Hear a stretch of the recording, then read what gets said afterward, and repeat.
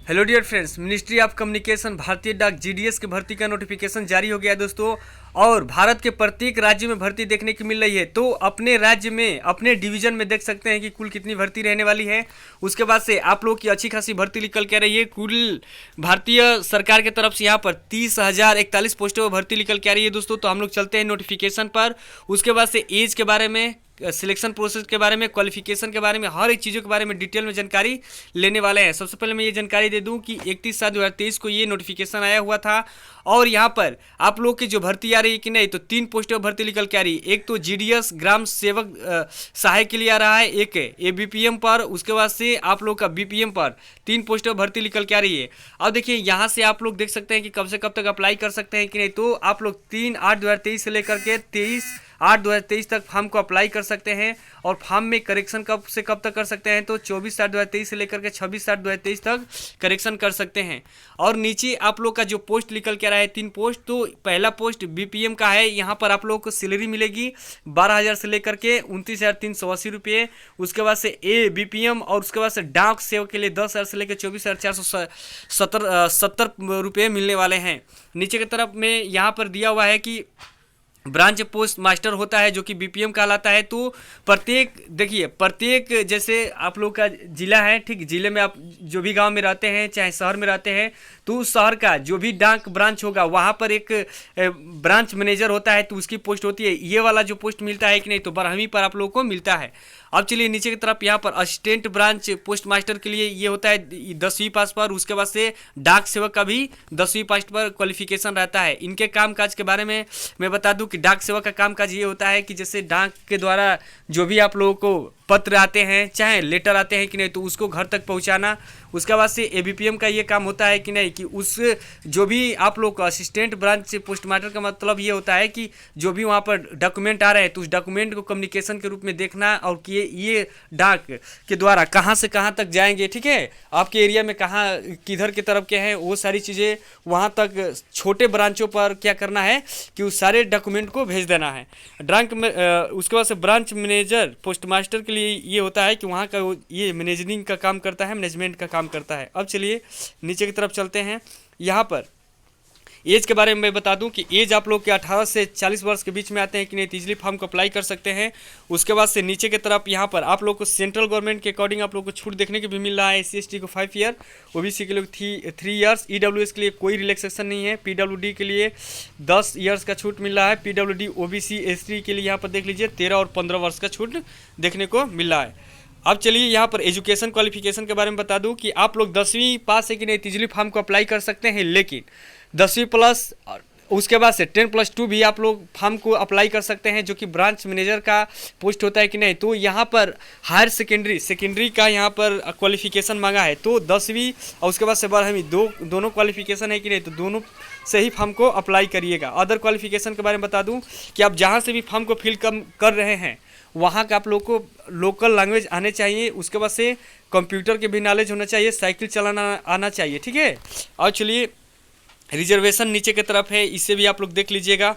अब आ रहे हैं नीचे की तरफ कि नहीं, तो यहाँ पर पोस्ट दिया हुआ है कि किन किन पोस्टों पर भर्ती रहने वाली है, ठीक है। तो इस चीज़ को भी मिला लीजिएगा, मैंने इस चीज़ के बारे में पहले से ही बता दिया है। सिलेक्शन प्रोसेस के बारे में बता दूं कि सिलेक्शन प्रोसेस आप लोग के हाई स्कूल में जितने हायर परसेंटेज रहते हैं उन्हीं लोगों का सिलेक्शन होता है दोस्तों। यहाँ पर मैं साफ साफ ये बता देना चाहता हूँ कि बहुत से लोग ये बोल रहे हैं कि 65% 70% है कि नहीं, तो अप्लाई करिए फॉर्म, बिल्कुल आपका सिलेक्शन हो जाएगा। तो मैं बता दूं कि यहाँ पर जिनका 85% से एबव है, SC/ST की बात कर रहे हैं, अगर OBC EWS UR कैंडिडेट है कि नहीं, तो 90-92% से एबव होना चाहिए, तभी आप लोग का सिलेक्शन हो पाएगा। ये एकदम सच्चाई है कड़वी। आप लोग का 81-82% है कि नहीं, तो ऐसे ही आपका सिलेक्शन नहीं होना है। तो आप लोग का अगर हायर परसेंटेज है कि नहीं, तो बिल्कुल फॉर्म को अप्लाई करिएगा। इसमें किसी भी प्रकार का पेपर नहीं होता है, बस आपके परसेंटेज बेस पर ही आपका सिलेक्शन हो जाना है। हायर परसेंटेज है कि नहीं, तो आपको कोई नहीं रोक सकता है सिलेक्शन से, ठीक है। और नीचे से बिलोंग करते हैं जैसे 75% 80%, तो फॉर्म को अप्लाई करिए, आपका सिलेक्शन नहीं होगा। अपने मन रखने के लिए कर लीजिए, ये बात एकदम सच्ची है, कड़वी है। आप लोग पिछला कटाव भी उठा करके देख सकते हैं। चलिए नीचे की तरफ चलते हैं और यहाँ पर जैसे यहाँ पर ग्रेड, जिनका ग्रेड पॉइंट लगा हुआ है कि नहीं, तो ग्रेड पॉइंट का यहाँ पर परसेंटेज क्या रहने वाला है, तो यहाँ पर ग्रेड पॉइंट का फैक्टर आप लोग देख लीजिए। जैसे A1 है कि नहीं, तो ग्रेड पॉइंट 10 मिलेगा। उसके बाद A2 है तो 9, B1 है तो 8, B2 है तो 7, C1 है तो 6, C2 है तो 5 और D है कि नहीं तो 4 ग्रेड पॉइंट मिलता है, ठीक है।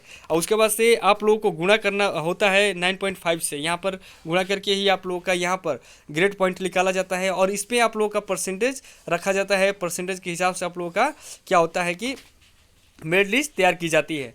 अब चलिए नीचे की तरफ आते हैं। यहाँ पर कम्युनिकेशन ऑफ सिलेक्शन के बारे में मैंने ये सारी चीज़ें बता दी। अगर देखिए मेरिट लिस्ट में आपका नाम आ जाता है कि नहीं, तो 10 दिन के अंदर आपके मोबाइल पर मेरिट लिस्ट में नाम आते ही एक सप्ताह 10 दिन के अंदर आपके मोबाइल पर ईमेल आईडी पर मैसेज आ जाते हैं आपके ज्वाइनिंग लेटर के। और ज्वाइनिंग के साथ आपके जो भी डॉक्यूमेंट वहाँ पर सबमिट किए रहते हैं, सारे डॉक्यूमेंट को क्या करना होता है कि वहाँ पर जिस डिवीज़न से अलॉट किए रहते हैं कि नहीं, तो उस डिवीज़न में जाकर वेरिफिकेशन कराना होता है। उसके बाद से वहीं से आप लोगों का पेमेंट मिल जाता है कि आप लोगों को कहाँ पे जॉब करनी है। अब चलिए नीचे की तरफ, क्योंकि यहाँ पर मेरे गांव से 2 लोगों का यहाँ पर सिलेक्शन हुआ है, तो यही सारी टर्म्स एंड कंडीशन रहते हैं। मेडिकल क्राइटेरिया के बारे में कुछ खास नहीं रहता है। मेडिकल मान के चलिए कि बहुत ही नॉर्मल, कुछ है ये नहीं है, मान के चलिए मेडिकल के बारे में, ठीक। अब चलिए नीचे की तरफ आ रहे हैं, तो जो मेन जानकारी उसी के बारे में जानकारी ले लेते हैं। अब देखिए यहाँ पर दिया हुआ है कि कम्युनिटी वाइज, ठीक, पोस्ट के बारे में, तो ये सारी चीज़ें मिला लीजिएगा। जो मुझे PWD कैंडिडेट हैं उनके लिए यहाँ पर है, तो ये भी PWD कैंडिडेट है कि नहीं, तो 40% से कम नहीं होना चाहिए, वो भी होना चाहिए, तभी PWD कैंडिडेट के रूप में आएंगे आप लोग। उसके बाद से ये सारी चीज़ें परसेंटेज के रूप में छूट देखने को मिल रही है, तो मिला लीजिएगा आप लोग। अब चलिए आ रहे हैं जो मेन जानकारी, उसी के बारे में हम लोग लेंगे। अब देखिए यहाँ पर रजिस्ट्रेशन के बारे में मैं बता दूं कि आपको लोग का रजिस्ट्रेशन जैसे ही आपके नाम, ठीक है, उसके बाद से पिता का नाम, डेट ऑफ बर्थ और सारी आईडी डाल करके, नंबर डाल के, ईमेल आईडी डाल कर जैसे वेरीफाई करते हैं क्रिएट पासवर्ड करके, उसके बाद से लॉगिन करके अपना क्या करते हैं फॉर्म को अप्लाई कर सकते हैं। और फॉर्म अप्लाई करने में कुछ नहीं लगता है दोस्तों, यहाँ पर बता दूँ कि बस आपके फ़ोटो, उसके बाद से सिग्नेचर, बस 2 ही डॉक्यूमेंट लगते हैं जो कि JPG या PGP में रहता है। फ़ी के बारे में बता दूं कि फ़ी आप लोगों का UR के लिए, OBC EWS के लिए 100 रुपया लगता है। SC ST PWD कैंडिडेट के लिए किसी प्रकार का फ़ी का व्यवस्था नहीं है। देखिए SC ST PWD कैंडिडेट अगर आप लोग थोड़ा कम ही परसेंटेज है कि नहीं, तो फॉर्म को अप्लाई कर दीजिएगा अपने मोबाइल से ही, क्योंकि देखिए फॉर्म को अप्लाई करने के कहने रहा हूँ इसलिए कि यहाँ पर किसी भी प्रकार का फ़ी का प्रावधान नहीं है, तो फॉर्म को अप्लाई कर दीजिए। कौन जानता है कब क्या हो सकता है, तो कभी कभी परसेंटेज कम भी जा सकता है, लेकिन ऐसा तो कभी हुआ ही नहीं है। तो फॉर्म को अप्लाई कर दीजिएगा। यहाँ पर 100 रुपया है तो, और 100 रुपया यहाँ पर UR OBC EWS के लिए है। अब नीचे की तरफ आ रहे हैं, अपलोड डॉक्यूमेंट के बारे में बता दूँ कि यहाँ पर आप लोगों का रिसेंटली फ़ोटो अपलोड करना होता है, सिग्नेचर JPG में, ठीक है, JPG में है, JPG-E में है। और देखिए आप लोगों को फोटोग्राफ 50 KB से कम होना चाहिए, और उसके बाद से आप लोगों का सिग्नेचर 20 KB से कम होना चाहिए। सिलेक्शन वेरिफिकेशन अथॉरिटी के बारे में मैंने जानकारी दे दी है। अब नीचे की तरफ आ रहा है, सारी जानकारी लगभग मैंने दे ही दिया है। अगर नोटिफिकेशन के अकॉर्डिंग किसी प्रकार का दिक्कत हो रहा है तो आप ज़रूर कमेंट करिएगा। वीडियो में जानकारी अच्छी लगी है तो वीडियो को लाइक करिए, चैनल को सब्सक्राइब और शेयर भी करिएगा। थैंक यू दोस्तों।